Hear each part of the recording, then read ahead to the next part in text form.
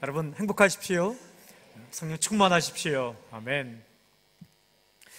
오늘 읽은 말씀은 2차 선교여행을 떠난 바울과 실라가 루스드라와 그 주변 지역에서 복음을 전하는 이야기입니다. 핵심 내용은 두 가지입니다. 첫째는 디모데를 동역자로 받아들이는 것, 또 하나는 여러 교회를 방문하면서 예루살렘 회의의 결과를 전해주는 것입니다. 이 말씀 자세히 읽어보면 중요한 한 가지 사실을 발견할 수가 있습니다. 그것은 바울과 실라는 순수한 복음을 굳게 잡고 동시에 그 복음을 듣는 사람들의 문화를 배려한다라는 것입니다. 복음 대신 예수님을 굳게 잡지만 그 복음을 듣는 사람들의 문화를 고려하고 배려합니다. 여러분, 그들이 전하는 것은 복음입니다. 복음은 예수 그리스도이시죠. 그러나 그 복음을 듣는 사람들의 문화를 무시하지 않습니다.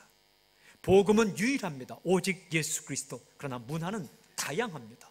민족마다 다르고 사람마다 다르고 세대마다 다르고 지역마다 다르죠.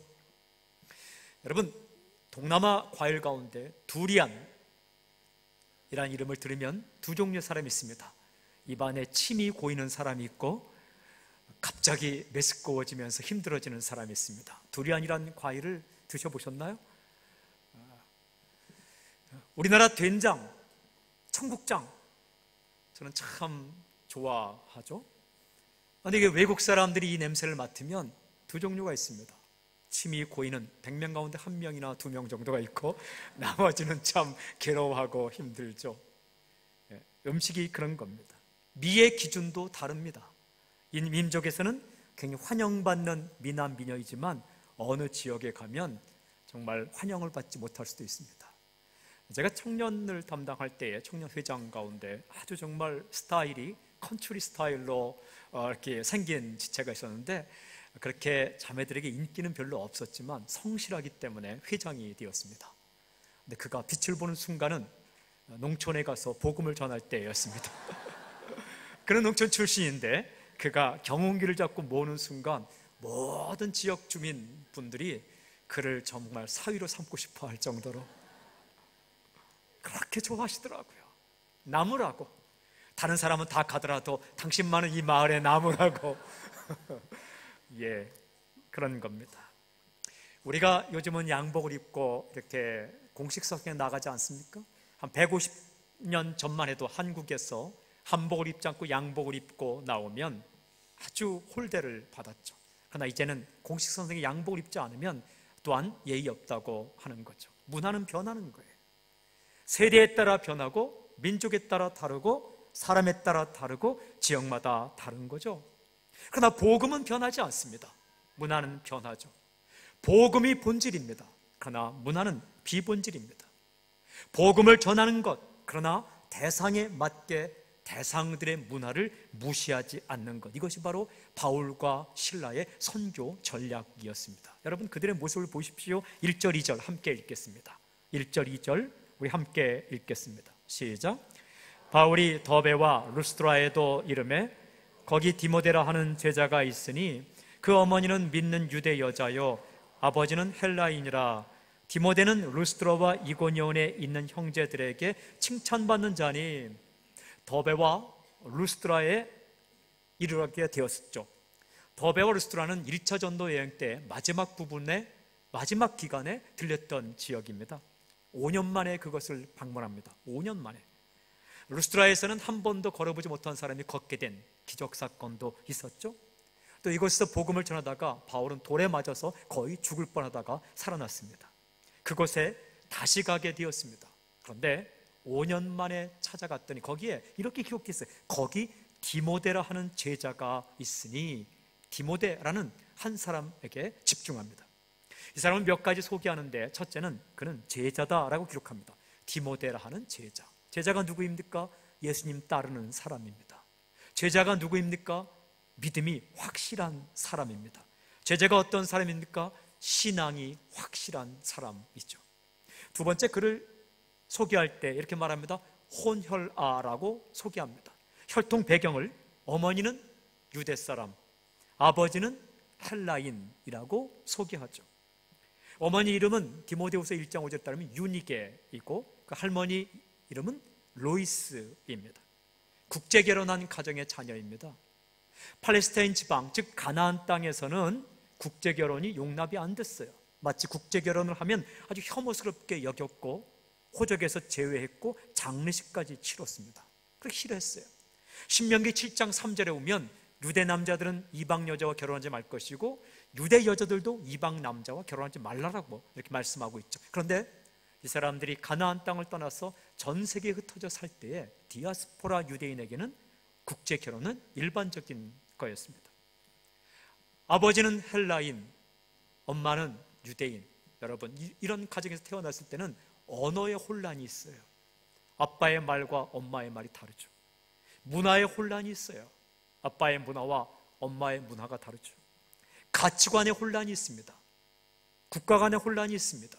도대체 내가 어느 나라 사람인지 혼란을 겪게 되는 거죠. 그런데 부정적으로 생각하면 양쪽 공동체 어디에도 소속될 수 없지만 긍정적으로 생각하면 양쪽의 문화를 모두 섭렵하고 양쪽 공동체에 모두 속할 수 있는 좋은 기회가 됩니다. 그런데 디모데는 어떻게 자라났는가?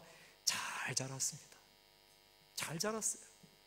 양쪽의 문화를 가지고 양쪽의 가치관을 동일하게 가지는 아주 좋은 사람을 자랐는데 세 번째 글을 소개할 때 이렇게 소개합니다.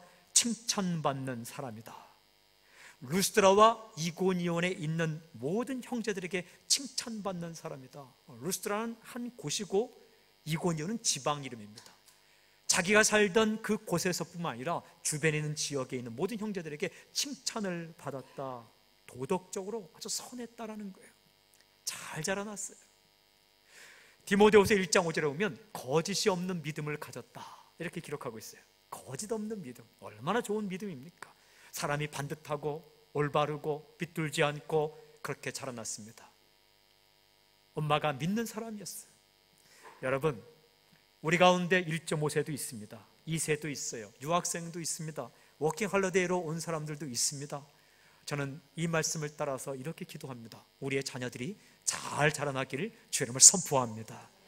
언어의 혼란과 가치관의 혼란과 국가 간의 혼란을 가질 수도 있지만 어찌 보면 양쪽을 다 이해할 수 있고 반듯하게 자랄 수 있습니다. 어떻게 할 때?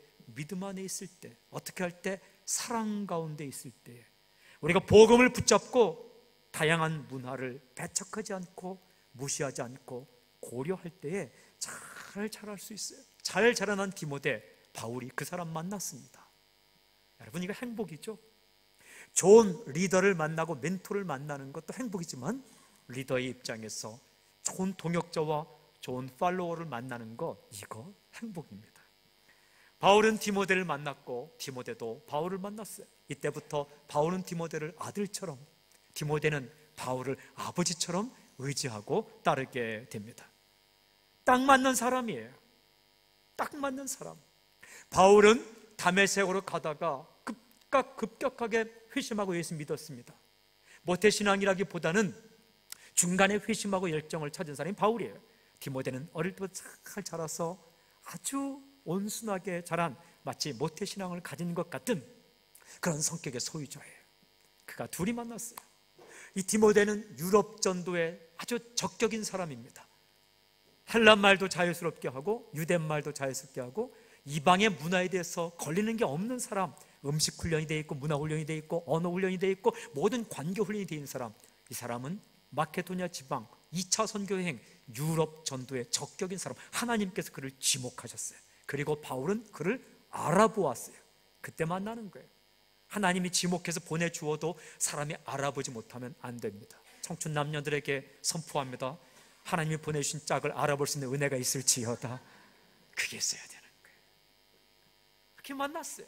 여러분, 그런데 바울과 디모데가 만나서 하는 일이 무엇입니까? 3절을 보시오.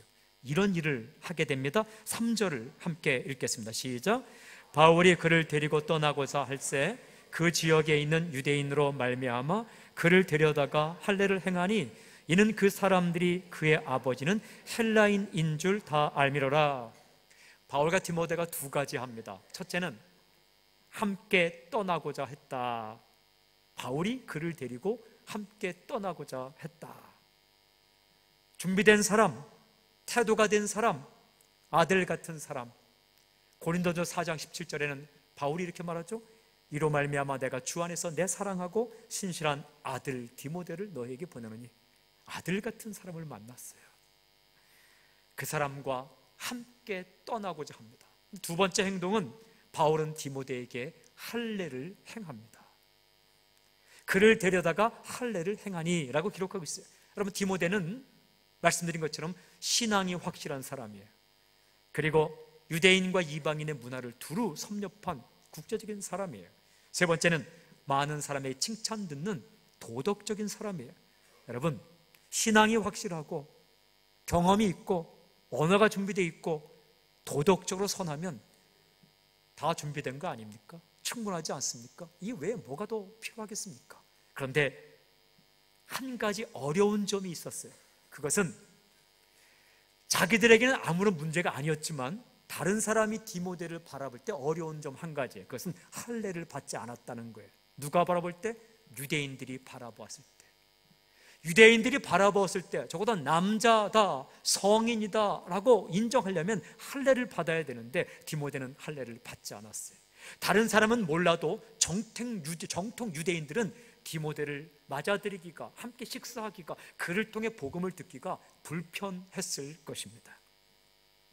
자기는 아무런 문제가 없어요. 그러나 다른 사람에게 불편을 끼칠 조건, 할례 받지 않은 것. 그래서 바울은 디모데를 데려다가 할례를 행합니다. 할례가 무엇입니까? 이스라엘 가정 가운데 남자가 태어나면 8일 만에 행하는 예식이죠. 그것을 받아야 이스라엘 남자로 취급되는 거죠.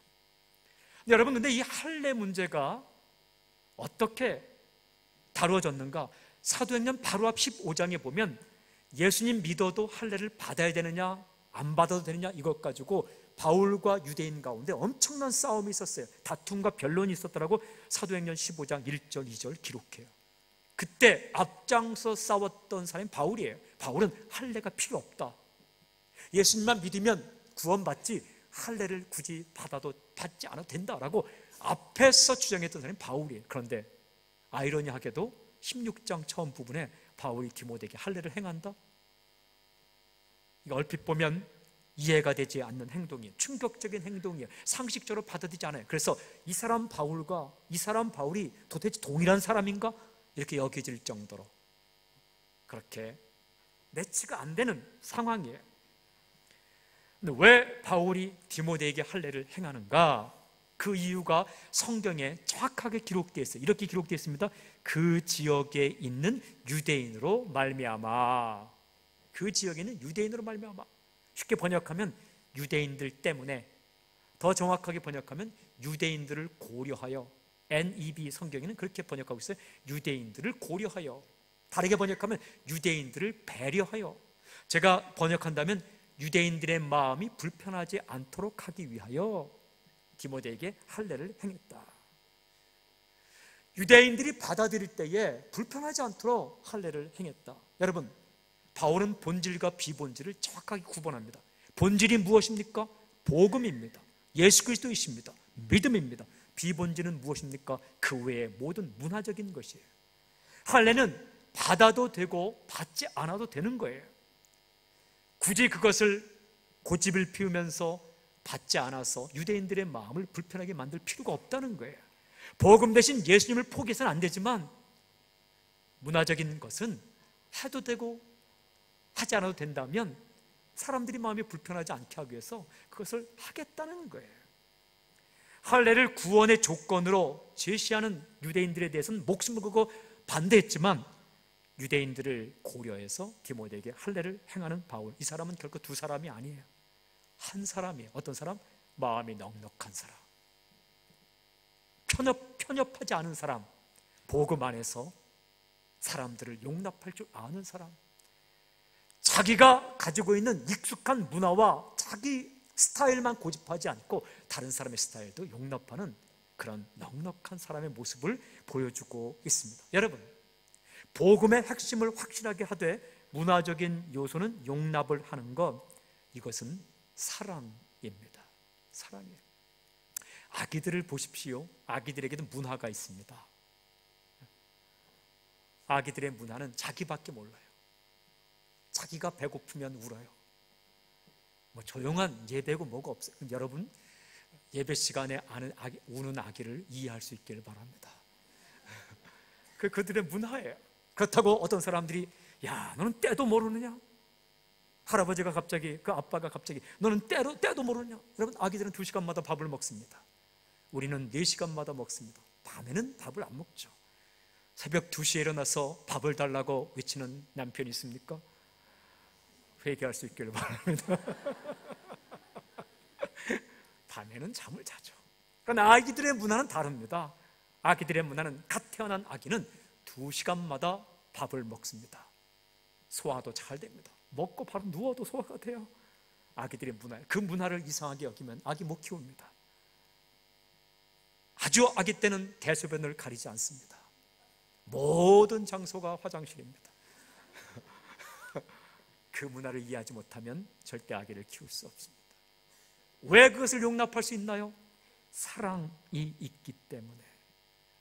또 나이가 많아지면 또 고집이 생겨요. 지식이 많아지면 그것 때문에 사람들을 판단하는 능력이 생겨서 거부해요. 고생을 많이 하면 넓은 사람이 되기도 하지만 아주 속 좁은 사람이 되어서 사람을 용납하지 않아요. 그러나 여러분, 고생을 하든 나이가 어리든 많든 지식이 많아지든 우리의 마음이 넉넉해질 수 있는 그런 방법이 있어요. 그건 은혜가 임하는 거예요. 은혜가 우리 마음 가운데 임해서 나는 괜찮지만 다른 사람이 불편할 것 같으면 삼가고 다른 사람을 생각해서 나와 다른 것을 용납할 수 있는 것, 그것이 은혜가 있을 때 가능해요. 참 달라요. 제가 큰 행사를 이렇게 할 때에 아프리카 지방에서 오신 분들이 계셨어요. 이분들은 보통 예배 드릴 때에 4시간을 춤을 추며 예배 드리죠. 우리처럼 점잖게 앉지 않습니다. 4시간 동안 일어나서 엉덩이 춤을 추면서 예배를 드립니다. 그분들이 오셨죠. 전 세계에서 오셨는데 이제 민족별로 특송을 시키는데 밥을, 식사 시간이 되면 10분 동안의 밥을 드시고 한 50분은 춤을 추며 광장에서 찬양을 해요. 그렇게 즐거워해요. 그래서 그분들을 무대에 올려서 특송을 시켰습니다. 잠깐 고민이 생겼어요. 이거 실수한 거 아닌가? 왜냐하면 특송이 끝나지 않는 거예요. 4분, 5분으로 끝나지 않습니다. 10분, 20분 계속 춤을 추며 끝날 듯 다시 시작하고 끊길 듯 다시 시작하고 후렴 부분이 계속 했다는 거예요. 막대기 들고 막 하는 것처럼 있죠. 무대를 돌면서. 그래서 사인을 주었습니다. 이제 그만하라고, 내려오라고. 근데 이분들이 그 사인을 보면서 더 즐거워하면서 춤을 추시는 거예요. 그래서 결국은 마이크 음향을 내렸습니다. 이분들이 더 크게 소리치면서 찬양하는 거예요. 그래서 할 수 없이 무대에 올라가서 한 분씩 데리고 내려왔습니다. 문화예요.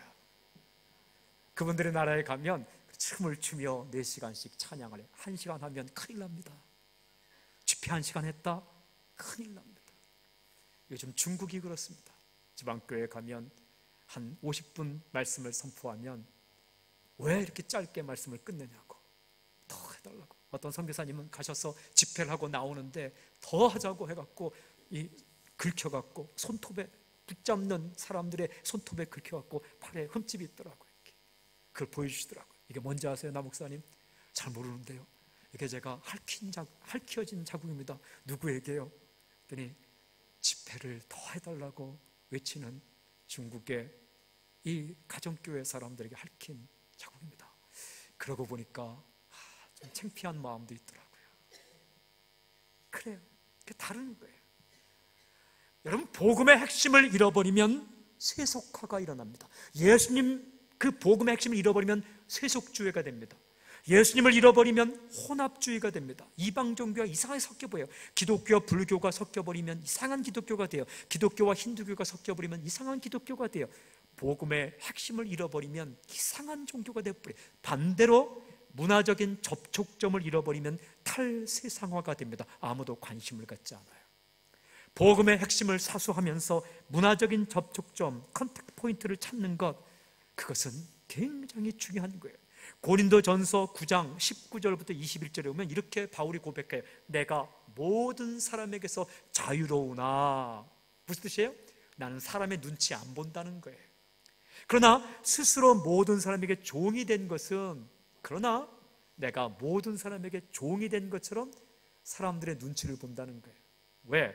더 많은 사람을 얻고자 함이라.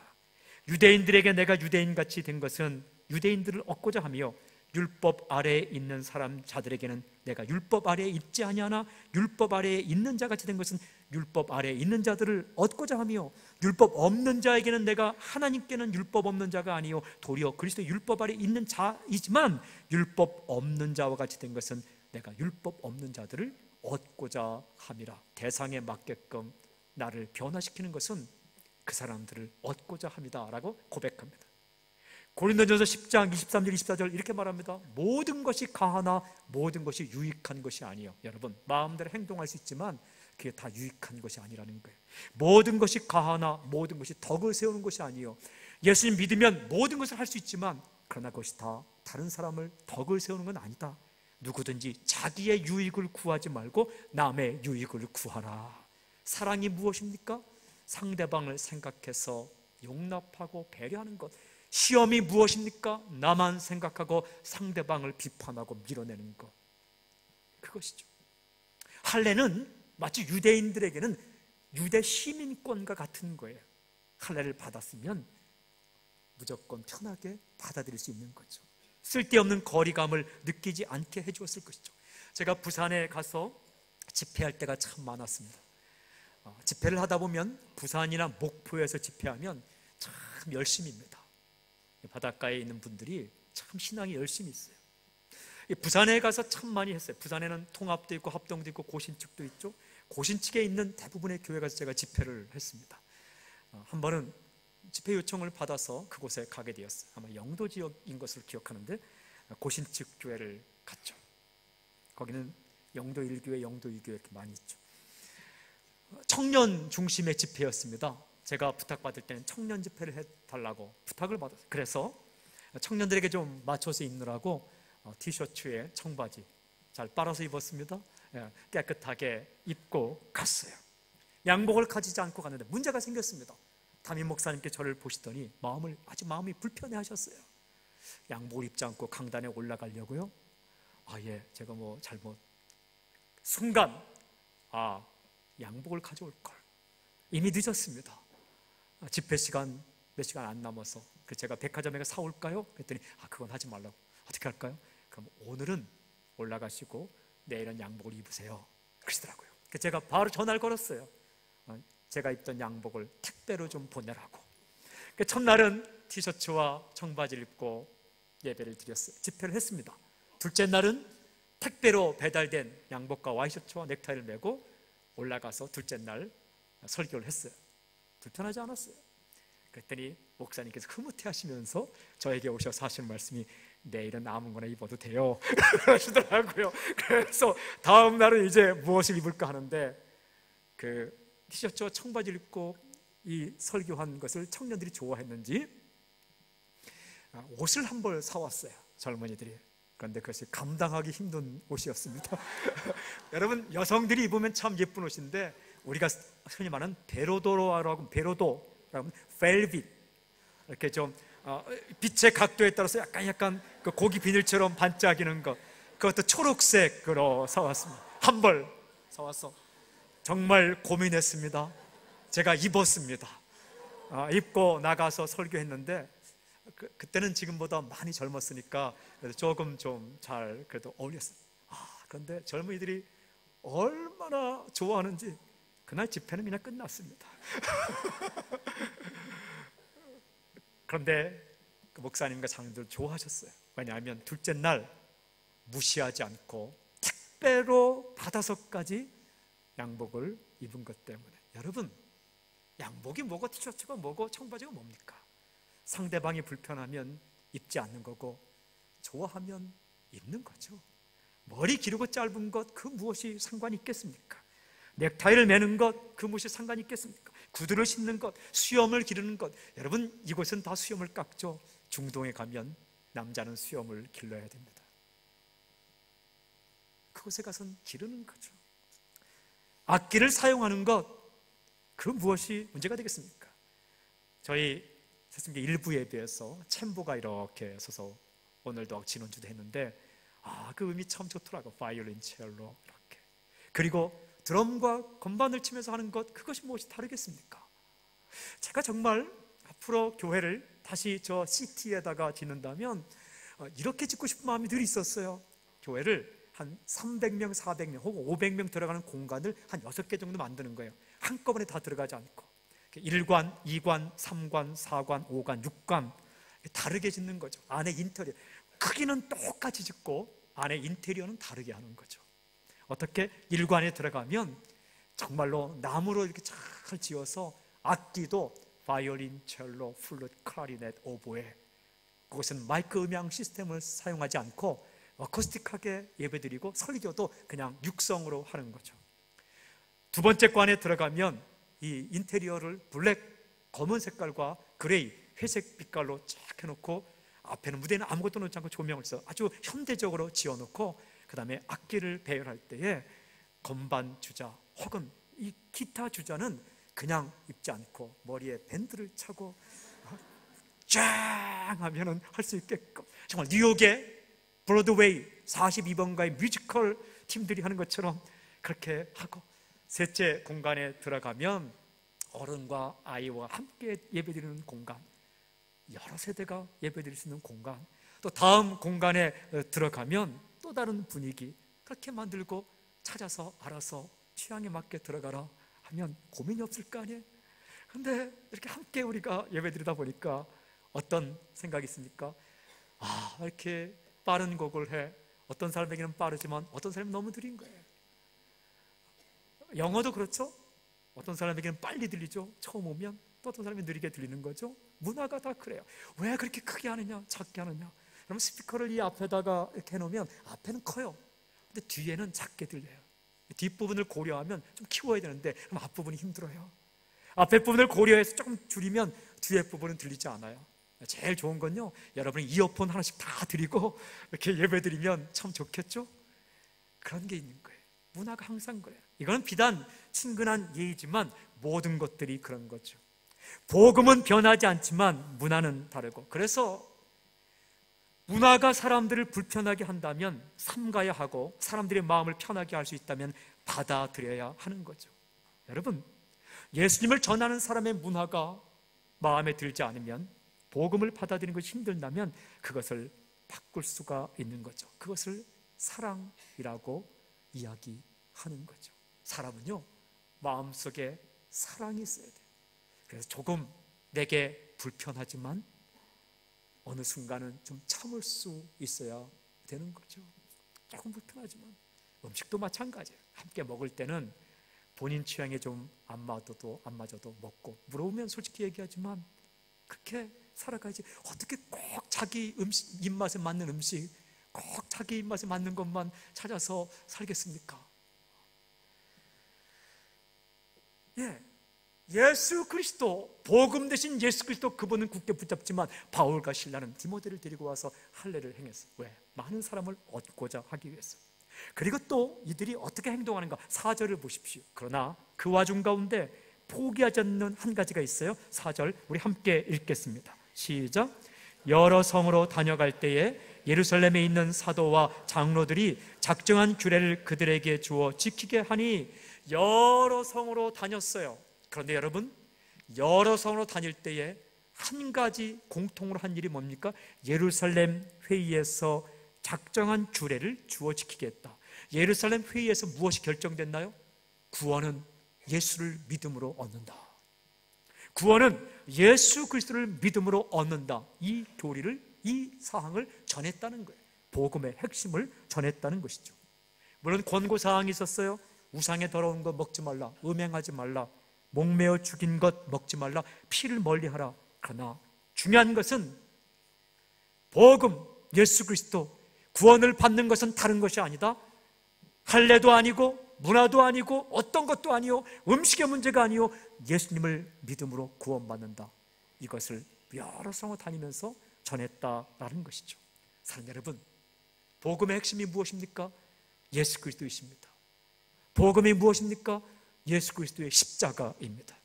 복음의 핵심이 무엇입니까? 믿음입니다. 복음의 핵심이 무엇입니까? 예수 그리스도의 피입니다.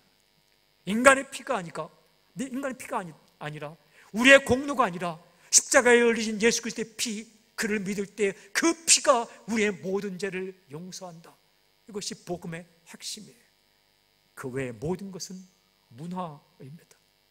복음은 내용이고 문화는 형식이에요.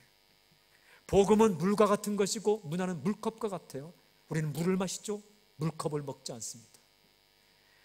복음은 본질이고 문화는 비본질이에요. 그러나 문화적인 형식이 없다면 복음을 담아낼 수 없는 거죠. 물컵이 없으면 물을 담을 수 없는 것처럼 복음은 불변하지만 문화는 변하는 것이죠. 여러분, 그런 상황 가운데 우리가 복음의 목숨을 걸어야지 문화의 목숨을 걸어서는 안 되는 거예요. 2000년 기독교 역사를 보면 싸웠던 이유가 교인들끼리 싸우고 교파와 교파가 싸우고 교단과 교단이 싸울 때에 참 신기한 것은 복음의 핵심을 가지고 싸우지 않고 문화 코드를 가지고 싸우는 경우가 참 많아요. 예수님을 생각하십시오. 예수님은 이 땅에 오실 때에 자신의 문화를 고집하지 않았어요. 어떻게? 사람의 문화 코드를 가지고 왔어요. 빌립보서 2장 6절 7절 보면 그는 근본 하나님의 본체시나 하나님과 동등됨을 취할 것을 여기지 아니하시고 오히려 자기를 비워 종의 형체를 가지사 사람들과 같이 되셨고, 무슨 뜻입니까? 사람의 문화의 옷을 입으셨어요. 사람의 모양을 하셨어요. 사람의 말을 사용하셨어요. 사람이 되셨어요. 사람들과 같이 살으셨어요. 이것을 사랑이라고 합니다. 사람의 문화의 옷을 입으셨어요. 그것도 유대 지역에 오셨기 때문에 유대 지방의 문화의 옷을 입고 오셨어요. 사랑하는 여러분, 유대 사람만 하나님의 백성이고 이방은 하나님의 백성이 아니다, 그것 아니에요. 이 땅은 시간과 공간을 제한받기 때문에 예수님께서 유대 땅에 오셨기 때문에 유대인의 모습으로 오셨습니다. 그리고 유대인의 말을 사용하셨습니다. 그리고 유대인이 입는 옷을 입었어요. 그리고 유대인의 집에 살았습니다. 유대인의 생각을 따라 살으셨어요. 유대인의 음식을 먹으셨어요. 그것은 왜? 사랑하시기 때문에 그런 것입니다. 바울과 실라는 디모데에게 할례를 행하죠. 그리고 복음의 핵심만을 전하죠. 복음만을 붙들고 문화적인 요소를 배려합니다. 사랑하는 성도 여러분, 저는 여러분들에게 성령의 역사를 말하며 하늘로부터 은혜가 흠뻑 내리기를 주님을 선포합니다. 그래서 다음 세대 문화를 불편하게 생각하지 마세요. 기성세대 아버지 어머니가 아들 딸이 부르는 노래를 부를 필요 없어요. 그 배우다 보면 혀만 아플 뿐이에요. 그리고 그 따라할 필요 없어요. 맞지 않는 청바지 막 입을 필요는 없어요. 애쓰지 마세요. 그러나 그렇게 하는 문화를 보고 참 한심해하고 슬퍼하고 그러지 마세요. 여러분도 자랄 때 다 한심하게 여김을 받았어요. 마찬가지예요. 그죠? 어느 순간이 되면 익숙한, 여러분, 젊은이 여러분, 부모님 세대의 문화적인 코드를 무시하지 마세요. 왜 그렇게 천천히 하냐고, 왜 그렇게 조용하냐고 그럴 필요가 없는 거예요. 그러면 어떻게? 섞여 살기 때문에 이해를 하고 배려하고 받아들일 줄 알아야 됩니다. 제가 지금은 좀 이렇게 천천히 하기도 하고 속도를 좀 조정하죠. 왜냐하면 여러분들 지루하지 말라고. 때로는 빠르게, 때로는 천천히. 근데 10대 젊은이들에게 가서 설교할 때 이렇게 천천히 또박또박하면 굉장히 힘들어해요. 그래서 그때는 말이 좀 높낮이도 높아지고 빨라지고 하게 되죠.